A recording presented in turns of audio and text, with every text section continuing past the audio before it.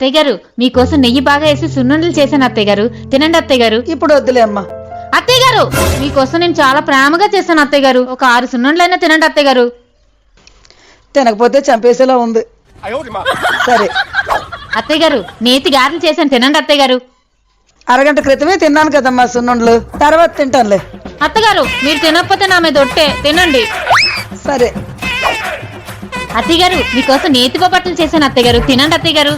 ఇందాకలే కదమ్మా సున్నుండలు గారెలు తిన్నాను, పొట్ట ఖాళీ లేదు, తర్వాత తింటానులే. అత్తయ్య గారు మీరు తినకపోతే నా మీద మీ అబ్బాయి మీద ఒట్టు. తింటానివ్వు. అత్తయ్య గారు మీకోసమే 50 నేతి బూరెలు చేశాను అత్తయ్య గారు, తినండి. మనిషి అన్నవాడు ఎవడైనా 50 నేతి బూరెలు తింటాడేంటి? నేను తిన్నాం. మీరు బూరెలు తినకపోతే మావయ్య గారి మీద ఒట్టు.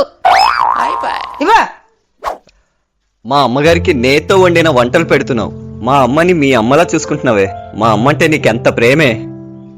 ప్రేమ బొక్క, ఆవిడ లావైతే ఆవిడ వడ్డాన నాకు వస్తుందని పెడుతున్నాను.